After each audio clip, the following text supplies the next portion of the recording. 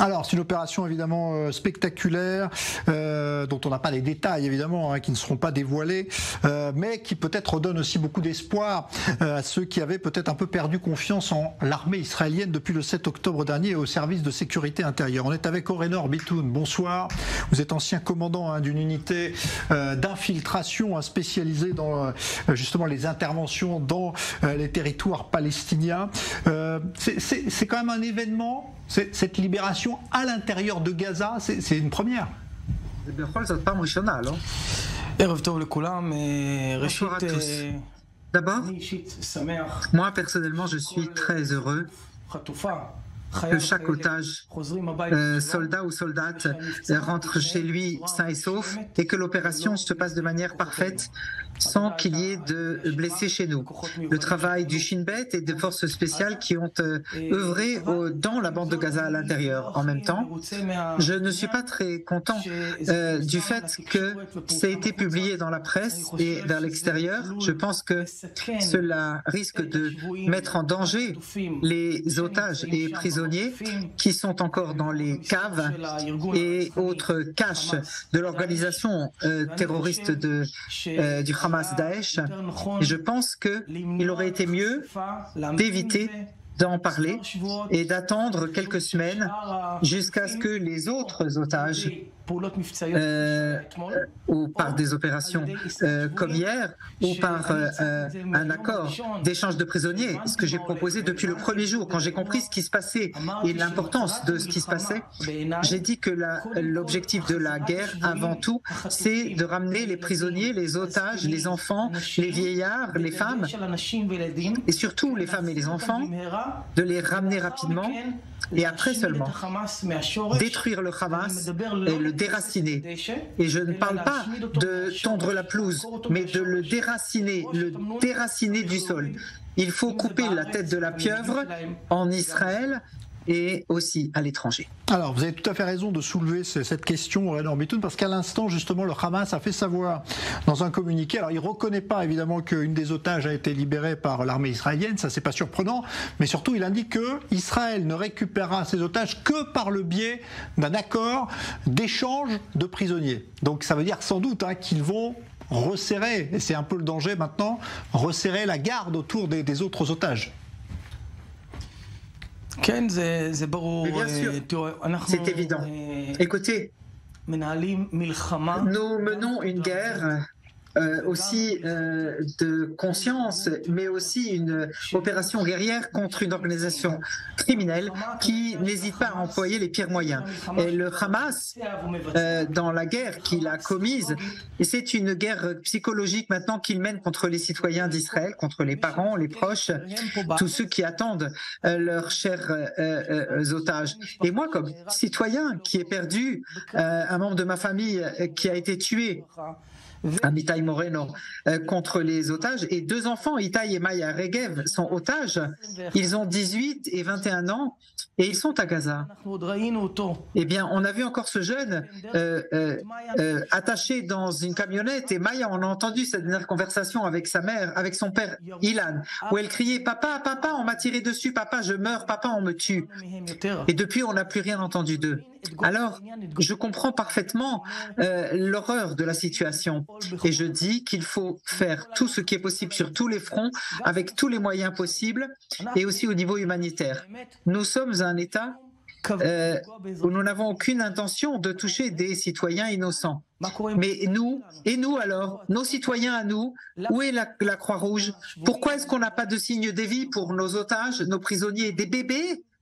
Nous parlons du fait que nous leur donnons un couloir humanitaire, une aide humanitaire. Bon, je comprends que c'est en coopération avec les Américains, mais nous, on veut au moins un signe de vie pour nos prisonniers, au moins. Et donc, il faut faire pression le plus possible sur le Hamas, il faut le frapper très fort jusqu'à ce qu'il comprenne et jusqu'à ce qu'il lève le drapeau blanc ou qu'il s'agenouille et se rende. Parce qu'on ne peut pas continuer comme ça. Et ne pas s'endormir, mais faire bien attention, avec encore une paire d'yeux vers le nord, parce que de là peut venir encore une attaque du Hezbollah. Il ne faut pas oublier que le Hamas et le Hezbollah, sont dirigés par l'Iran. Et l'Iran joue avec ces organisations pour mener l'action. Et donc, le Hamas a été la première chair à canon. À la première étape, ils ont perdu plus de 2000 terroristes chez nous et au-delà de la barrière. Et le Hezbollah attend le signal de l'Iran pour entrer en action contre nous. Alors vous qui avez l'habitude d'avoir mené des opérations en terrain ennemi, Gaza c'est quand même quelque chose de très particulier. Psychologiquement, c'est important quand même de montrer pour l'armée israélienne qu'elle est capable d'aller chercher un otage. Attends, là, vous allez répondre à cette question dans un instant. Voilà donc pour ce point presse quotidien du porte-parole de Tsahal, donc où il a confirmé donc cette opération de libération donc de cette soldate israélienne captive du Hamas. Je reviens vers vous, Renor Bitoun, ancien commandant d'une unité d'infiltration des gardes-frontières israéliens. Je vous parlais de l'impact psychologique quand même, parce que même si vous dites c'est vrai qu'il aurait peut-être fallu pas le dire tout de suite, mais pour le Hamas, c'est un coup dur de se dire que Tsahal peut aller chercher des otages à Gaza où théoriquement, c'est très compliqué. Écoutez, le 7 octobre, le Hamas nous a surpris alors que nous n'étions pas prêts. Le Hamas nous a surpris alors qu'on n'était pas prêts et nous a donné un coup extrêmement douloureux. Le coup a été surtout contre les civils et moins contre les soldats. Ce qui était le cas en 1973 lors de la guerre du Kippour. Les héros étaient, pendant cette attaque, les civils. Il y avait les groupes de défense, la police d'Israël qui ont freiné les terroristes, ainsi les a empêchés de rentrer encore plus avant et de tuer encore davantage. Sans l'héroïsme dont on parle chaque jour à la télévision, eh bien, nous aurions un problème encore plus terrible que ce qui est arrivé. Mais aujourd'hui, le Hamas comprend et sait, et il a toujours su, que quand Tsahal est prêt, Tsahal est toujours doit être toujours prêt, mais aujourd'hui Tsahal est beaucoup plus prêt. Eh bien, les choses se font de manière très calculée, très bien organisée, et pas comme lors de la précédente opération de bordure protectrice où on a perdu beaucoup de force à l'époque.